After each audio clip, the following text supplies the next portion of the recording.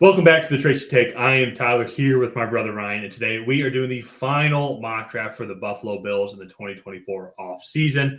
It is a full 7-round mock draft. We are going to go over all the picks, and I feel that we have a controversial one for you Buffalo fans here, so you're not going to miss it. But before I do that, if you do like to bet a couple bucks on the NBA or NHL playoffs, click the link down below. There is an amazing promotion going on right now with BetUS of 125% match for the first 3 deposits for all first-time players. So it is an amazing deal. I think that you guys are going to love it. So be sure to click the link down below and sign up. While you're at it, be sure to like this video and also subscribe to the Tracy Take on YouTube, completely free.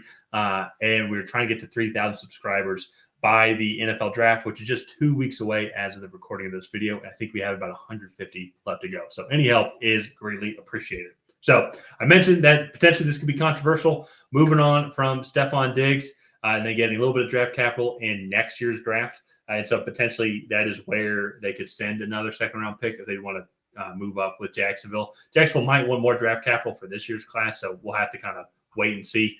But I feel like the Bills are putting all their chips in the middle. They've had to cut a lot of their secondary, but they've also, I think, done a good job replenishing the pieces that they could, especially the 2 on the front 7. I think that's really where the defense was phenomenal last year, even with all the injuries that they had going on. If the secondary might have been less experienced, it wasn't as noticeable because that defense really turned it on. And with how good the offense is shaping up here with James Cook running the ball, who's their offensive coordinator now? Joe Brady. It is Joe Brady. Okay. Yeah. Or was that the guy that got fired?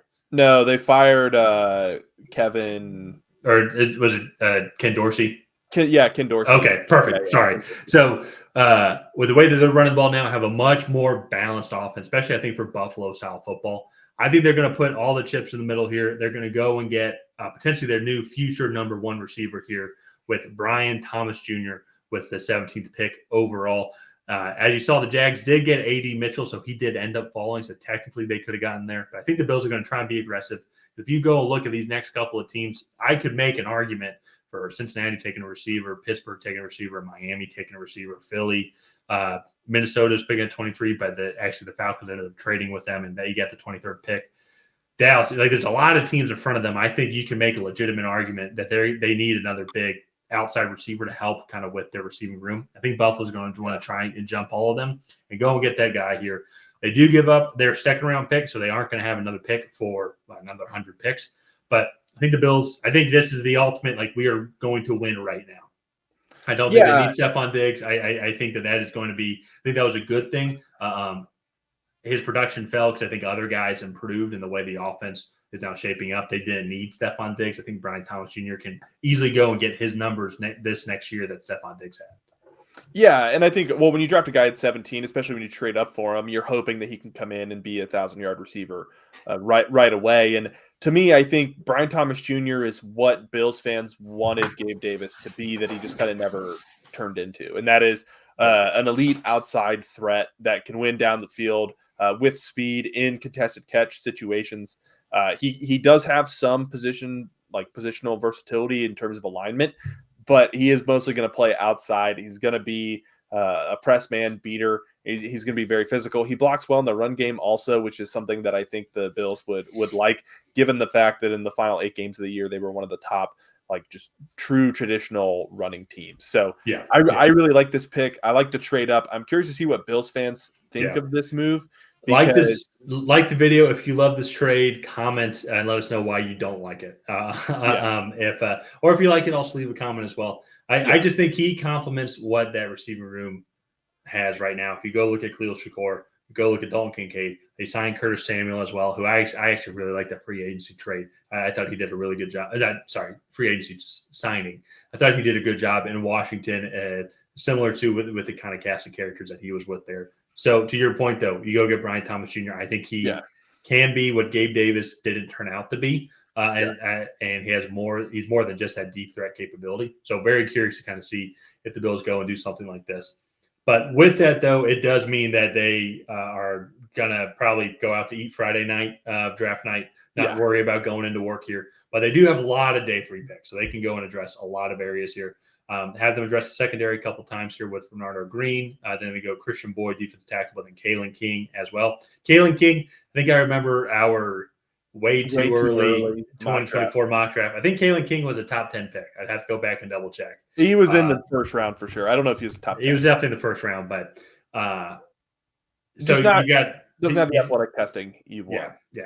He's got that going for him. But still, I think with everything that happened this offseason so far, with the Bills cutting most of their secondary and moving on from a lot of guys, I think to go and get these guys here in early day 3, I still think they show a lot of upside. Yeah, and then just to kind of wrap things up, I'll go rapid fire here. Curtis Jacobs, Javion Cohen, Brennan Jackson, Jace McClellan, and Torrey Taylor. All guys, I think we had a focus on the trenches because I think the Bills were either on short-term contracts with players or the guys in the trenches for them were getting older.